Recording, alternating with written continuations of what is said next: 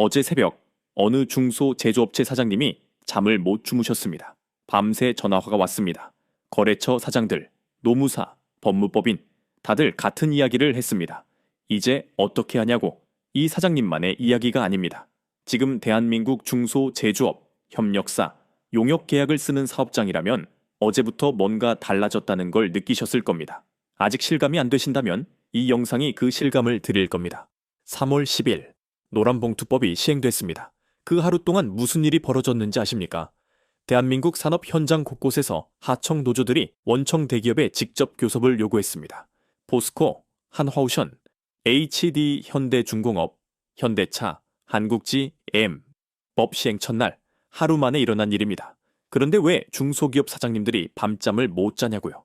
오늘 그 이유를 설명해 드리겠습니다. 먼저 노란봉투법이 뭔지 핵심만 짚겠습니다. 이 법의 핵심은 두 가지입니다. 하나, 하청 노동자가 원청을 상대로 직접 교섭을 요구할 수 있게 됐습니다. 둘, 파업 노동자에게 기업이 손해배상을 청구하는 것이 제한됩니다. 여기서 핵심 개념이 하나 나옵니다. 사용자성입니다. 원래 노동법에서 사용자는 근로계약서를 직접 쓴 회사입니다. 하청 노동자와 계약을 맺은 건 하청업체입니다. 그러니까 원청은 그 관계에서 법적으로 빠져 있었습니다. 노란봉투법은 이걸 바꿨습니다. 근로계약서에 이름이 없어도 실질적으로 근로조건을 지배하고 결정하는 기업이라면 사용자로 인정할 수 있다는 겁니다. 어떤 기업이 해당됩니까? 하청 노동자에게 작업 지시를 내리는 원청, 안전 규정을 정하는 원청, 물량과 납기를 결정하는 원청. 이런 원청들이 사용자로 인정될 수 있습니다. 대한민국 제조업의 구조상 이 조건에 해당하는 원청이 얼마나 많겠습니까? 사실 이 논의는 갑자기 생긴 게 아닙니다. 대법원은 이미 수년 전부터 비슷한 판결을 내리기 시작했습니다. 2024년에 법원이 한화오션의 전신인 대우조선해양 사례에서 원청이 하청 노조의 단체 교섭 요구를 거부한 건 부당노동행위라고 판단했습니다. 그 판결이 이 법의 배경이 됐습니다. 즉 법이 만들어진 게 아니라 현실을 법이 따라잡은 겁니다. 그러니까 법을 무시한다고 해결되는 문제가 아닙니다. 법이 시행된 첫날 현장에서 무슨 일이 있었는지 보겠습니다. 포스코에는 협력사 노조들이 교섭 요구를 접수했습니다. 포스코는 바로 공고문을 게시했습니다. 7일 동안 다른 하청 노조의 교섭 요구도 받겠다고 암했습니다. 한화오션도 마찬가지였습니다. HD 현대중공업 하청 노조는 이미 올 초부터 2번씩이나 교섭 요구 공문을 보냈는데 회사가 반응이 없자 법 시행 당일 다시 공문을 보냈습니다. 현대차 하청 노조는 정규직 전환 고용 불안 해소를 요구했습니다. 택배 현장도 나섰습니다. 쿠팡의 배송 자회사의 택배 노조가 단체 교섭을 요구했습니다. 공항도 나섰습니다.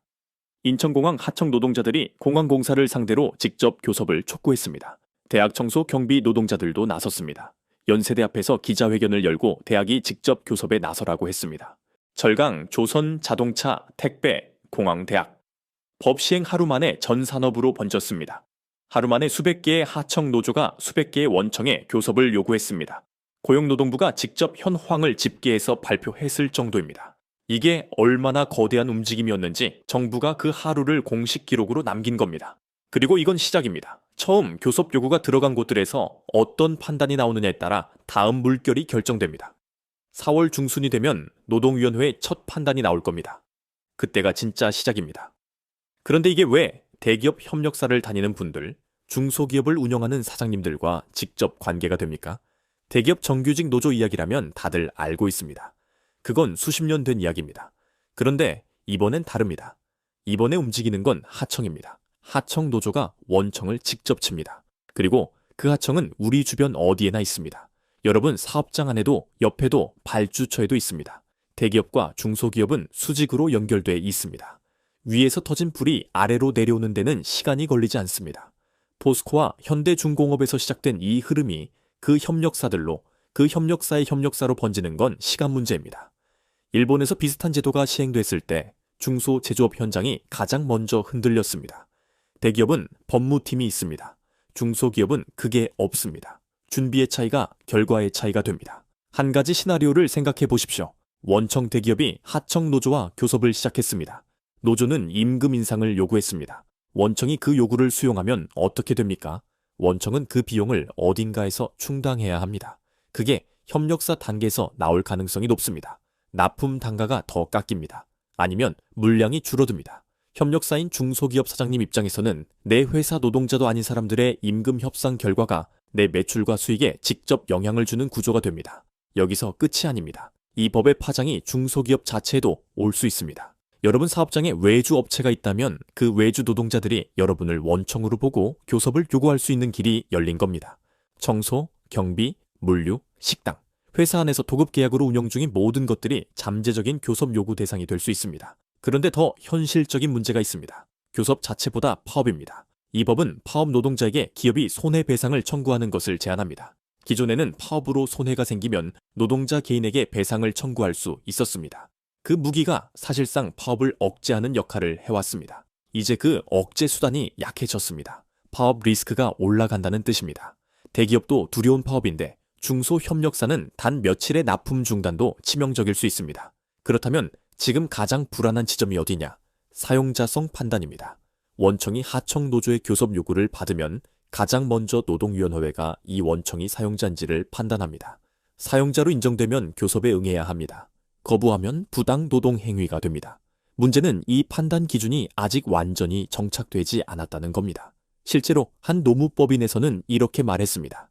법 시행 초기에 사용자성 판단 사례들이 폭발적으로 늘어나면 노동위원회도 시행착오를 겪을 수밖에 없다고. 2025년 기준으로 복수 노조 관련 처리 사건이 100건도 안 됐는데 이제 그게 수배, 수천 건으로 늘어날 수 있다는 겁니다. 판단 기준이 흔들리는 시기에 가장 먼저 휘말리는 건 준비가 안 된 기업들입니다. 일선 현장에서는 이런 말이 나옵니다. 공장 단위 관리자는 어떻게 대응해야 하는지 모른다고. 본사 법무팀은 알고 있어도 현장에서 실제로 교섭 요구서를 받았을 때 어떻게 해야 하는지 막막하다고. 작은 회사는 그 법무팀조차 없습니다. 그냥 전화 한 통 받고 멘붕이 오는 겁니다. 법 시행 초기에 이런 혼란 속에서 엉뚱하게 대응했다가 부당 노동 행위로 걸리면 그 리스크가 회사에 고스란히 남습니다. 그러면 지금 실제로 무엇을 해야 합니까? 첫째, 지금 사업장 안에서 도급 용역 계약이 있는 부분을 파악하십시오. 청소, 경비, 주차, 식당, 물류.